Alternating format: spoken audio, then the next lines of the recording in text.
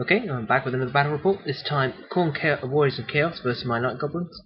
And this is what happens when Night Goblins go up against the Warriors of Chaos, especially the Khorne bunch.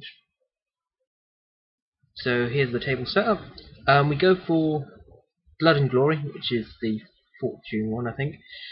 So we've got reduced to Fortune. I've got 2 standards and my battle standard and my general, and he's got 2 standards and a general.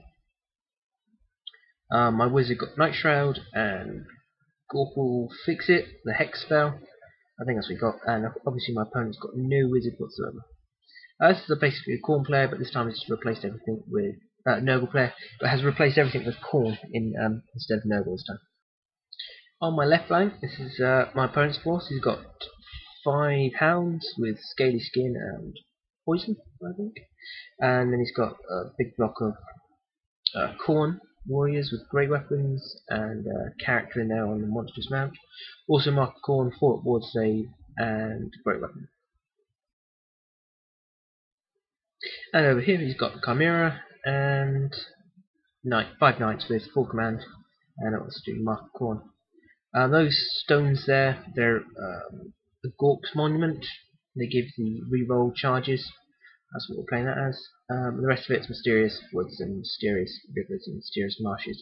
So I don't know what anything else is until something goes in it. So on my right hand side I have War Boss, Big Boss on Giant Cave Squig, my unit Cave Squigs, my herd, Goblin Doom Diver behind them, 50 Goblin Archers. Behind that I've got my battle standard and general. I just had a feeling he was just going to charge in with his Chimera and then direct towards attacks either my general or battle standard, and he would have won the game. So I'm going to use him to form a small unit outside. That way I still got the banner bonus, and I can still use my general's leadership.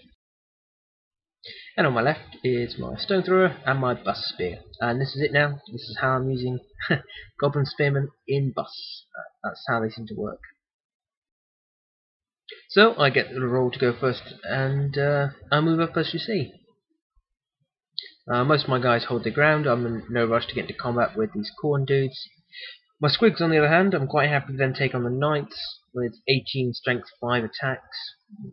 Maybe, actually maybe that is pushing it. No, there's only 5 of them. Yeah, no, they'll be able to take them on. And I just moved my big boss across here to the impassable terrain. In the shooting phase, my stone thrower or rock lobber lands perfectly on the Chimera, hits it and causes 3 wounds, so it's only got 1 left. And I cause a couple of wounds here thanks to my Goblin Doom Diver. And so my opponent's turn. He hides a Chimera in behind the rocks, moves up with the rest of his troops, no charges declared, though he did have to restrain his knights from doing a long charge, but he passed that okay. Here's just a shot of his dogs coming down the left flank.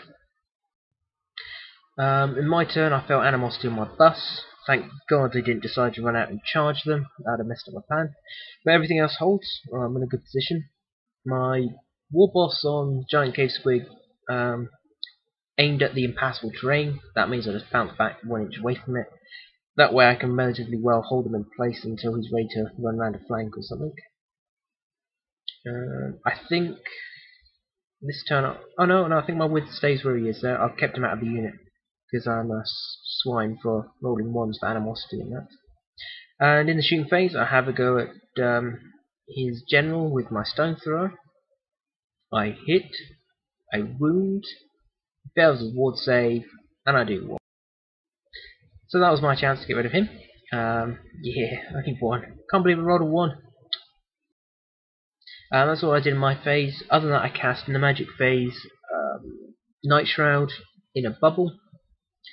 So my opponent's for turn, he charged his Chimera in. I stand and shoot with all my archers, don't do anything.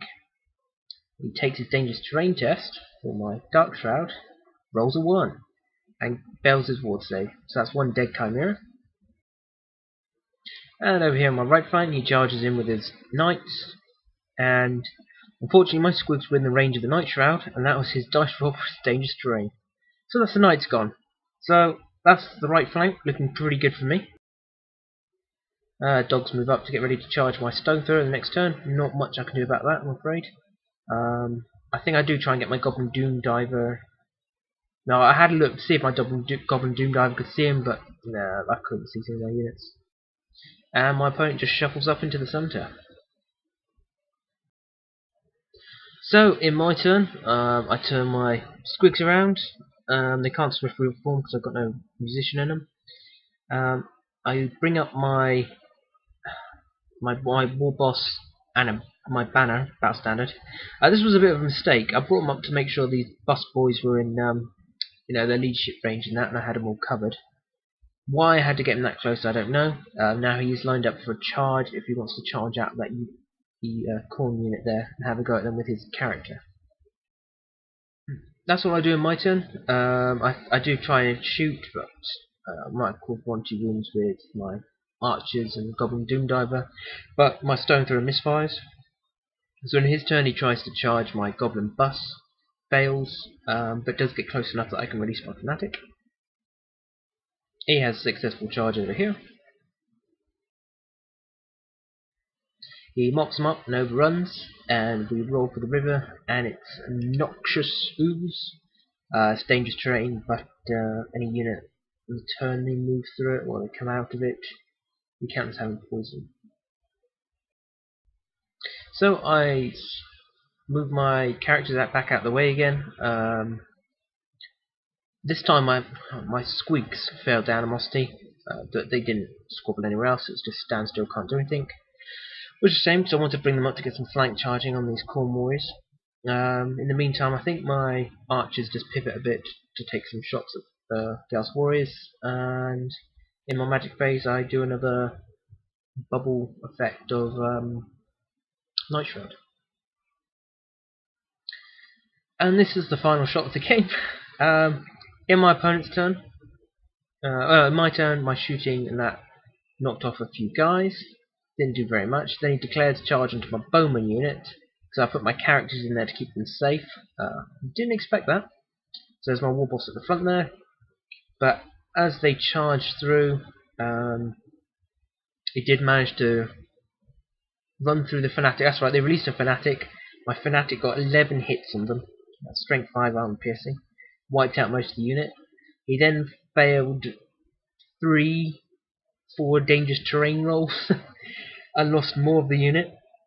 And in combat I actually managed to kill 1 or 2 off. In return he managed to kill my battle standard and cause a wound on my warlord. But I won the combat. He failed his leadership test. It came down to a musician. He failed his leadership test and I ran him down. And that's how it happened. So thanks for watching. That was a mind-boggling victory for the Goblins. I think I lost my stone thrower and I lost 3 Goblins, not including my Fanatics, and I pretty much tabled him by the walls. So yeah, good one Goblins. Thanks for watching guys, please subscribe and I'll see you next time. Alright, farewell.